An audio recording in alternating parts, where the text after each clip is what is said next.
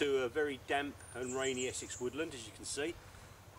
For those of you who read the blog, and a couple of people who've emailed me and sent me questions, what I want to do today is make a short video explaining the difference between an axe and a shovel.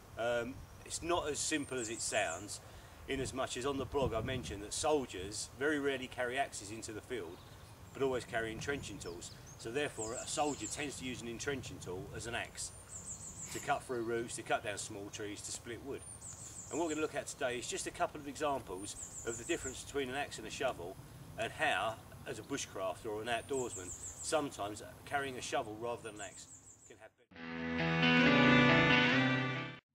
Okay, the first tool we'll look at then is the axe. Obviously the Gränsfors Burke's axe, or any type of axe, is designed for chopping wood. The prominent features on an axe: ideally the axe comes with a blade guard. The blade guard, as I tell all my students on all our courses, isn't there to protect you from the axe, it's to protect the axe from you. So if you dull the cutting edge on your axe, the axe is rendered virtually useless.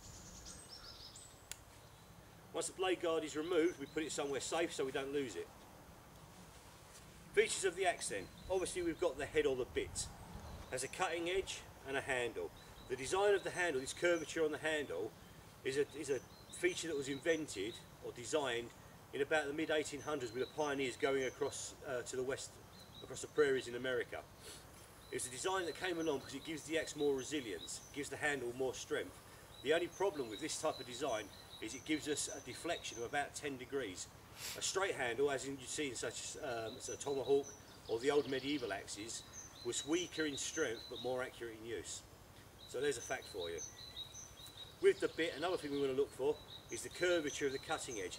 A flat cutting edge is generally used for carpenters. It's designed for creating wooden shingles and things like that. Too steep a curved cutting edge, a crescent shape, would mean that only a very, very small fraction of the blade would bite into the wood. This type of cutting edge, where it's a very gentle curve, is ideal.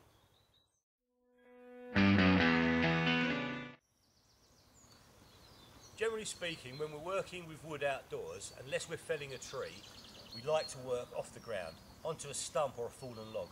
The reason for that is it prevents the cutting tool's edge from hitting the ground and becoming dulled by the silica, the small stones and bits and pieces that we find in the ground. Ideally, if we're working with a stump such as this one, we work on a stump that's approximately 30 centimetres in height. This equates to the height of the stump being the height of our knee. Therefore, if we're using a full-size axe and we miss what we're chopping, the axe will, generally speaking, bury itself in the ground rather than following through on the swing and hitting us. Here's an example of the type of cuts an axe will do into this piece of wood.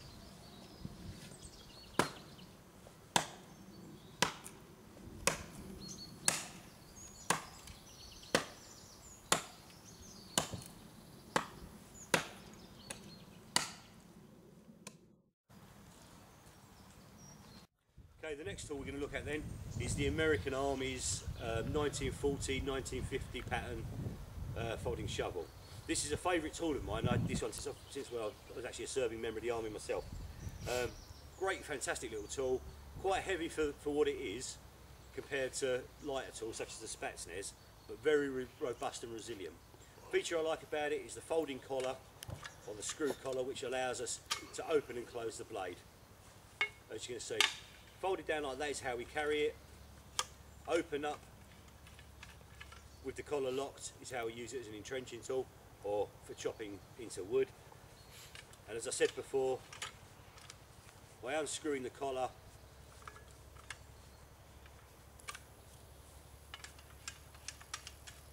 we can also use it as a mattock for digging into the ground, ideal for rapid excavation of earth, be that for making a ground oven or digging a trench.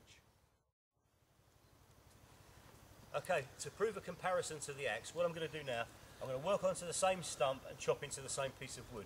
This will give us an idea of how the American shovel, the American entrenching tool, cuts in comparison to an axe. Obviously at this stage I'll point out that it's not going to be as good because it's not necessarily an axe, and the cutting edge on this shovel is blunt.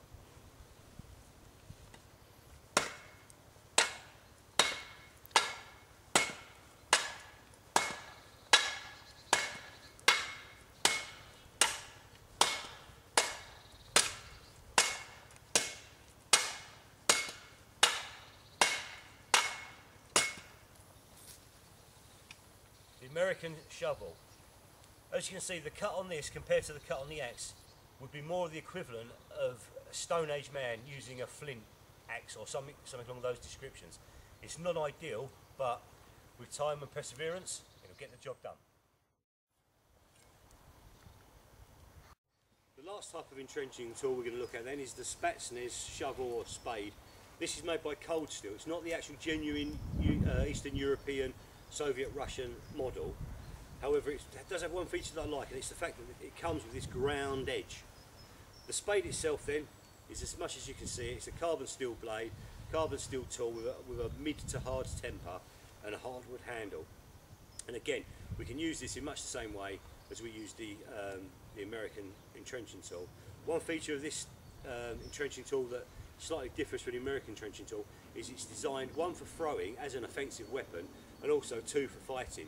The grip on the handle there is designed in such a way that the curvature of the spade there is designed to block away knife thrusts and bayonet thrusts, and then the cutting edge can be used in a slashing or a hacking fashion to take on an opponent. So the tool itself is actually designed to be an entrenching tool, allowing the Soviet soldier to get himself underground, to dig trenches and such, but it's also designed as used as an offensive weapon, especially in close quarter fighting.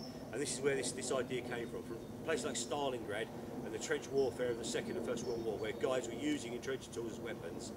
This is where this tool really evolved, and it's a very good tool in that sense, but for our purposes as a bushcrafter, we want it as a chopping tool to prepare wood, and that's what we're going to look at next. Again, to give us a comparison on the cutting power of this tool, we're working on the same stump with the same piece of wood. We'll put some chops into here just to show a comparison of the chops. One thing to listen out for with this type of shovel is the ring. The temper on the steel is such that the tool itself makes a fantastic ring when we chop.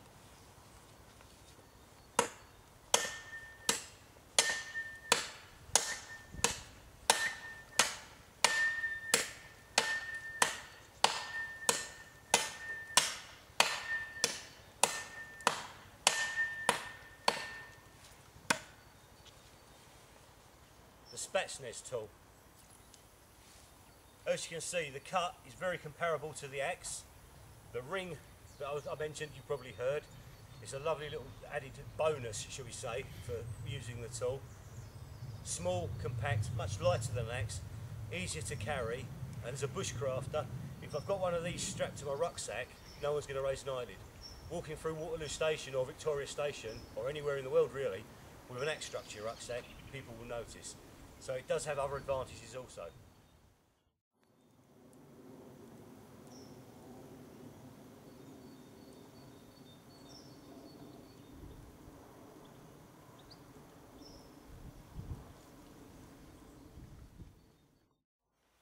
One of the primary roles that we use an axe, or in this case we can use the Spatsnes tool for, is to split wood down to create firewood, kindling as it's known. By splitting a piece of wood into sections, we reveal the dry heartwood. As you can see, this wood's fairly damp. It's a piece of seasoned oak which has been laying on the forest floor for weeks, if not months. So the outside wood and the bark which I've stripped off is totally sodden. What we're aiming to do is to expose the dry inner core. This will allow us a chance in very damp conditions to light a good fire. The point to note when selecting wood for splitting is the lay of the grain. As you can see here, the grain is reasonably straight. If the grain was twisted or full of knots, such as there, it would make it much harder for us to split the wood. The harder we make a task for ourselves, the less likely we are to do it properly, the more likely we are to have an accident and injure ourselves. So by selecting the wood, preparation, good preparation. Okay, to split the piece of wood with an axe then, what I'm going to do, I'm going to bring the axe down in such a way, as you can see it now, parallel to the wood, both coming down on a stump together. The idea is that the impact forces the edge of the axe, the bit of the axe, into the wood, creates the split, and then with a twist of the handle, generally speaking, we can run off the twist, run off the break.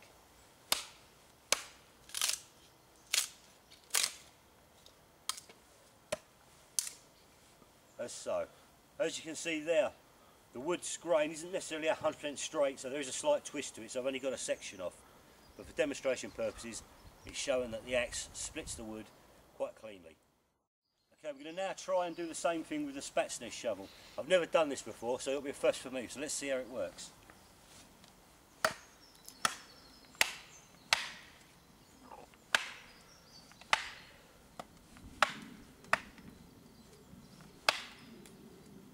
As you can see there, it doesn't create the split, but what we can do,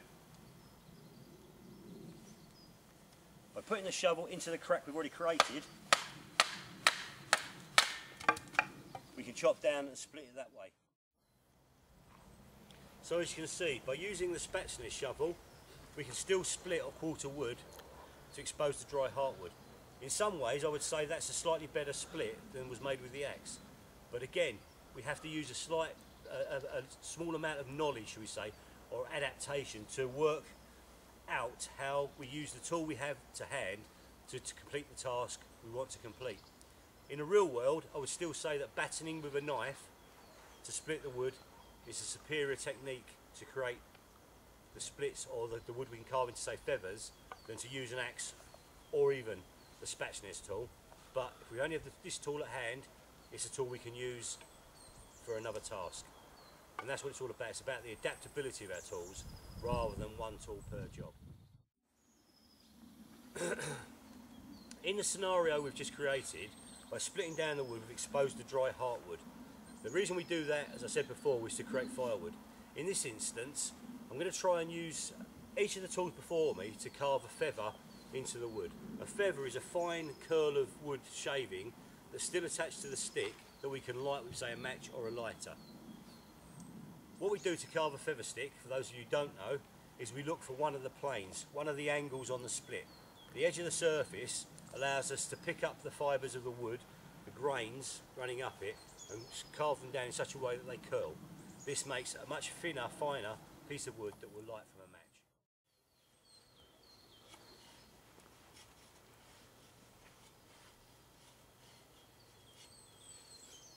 Okay, that's a feather stick using the side of the entrenching tool, the spatsness tool.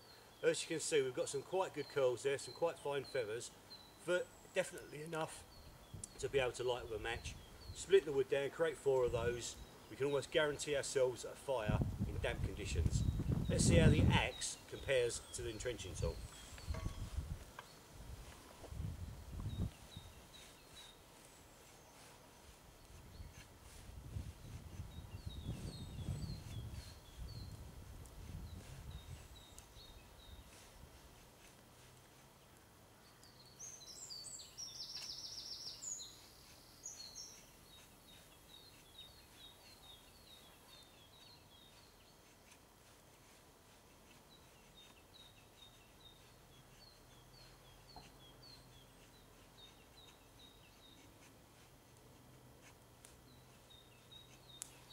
Okay, we see with the axe, much more fine, curly, tight feathers, but I had a lot more trouble getting the axe actually to start carving the feathers.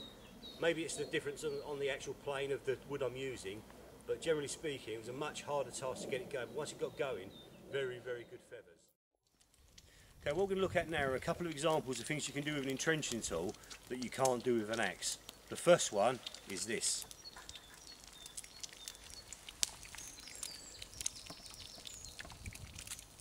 Entrenching tool cooked egg.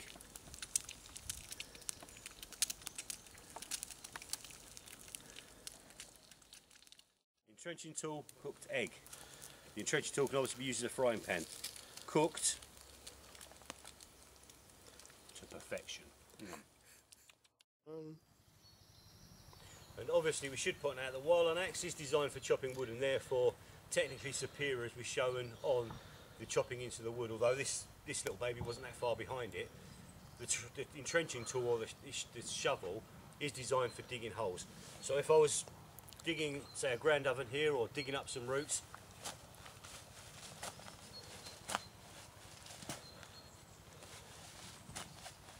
this tool itself is far superior.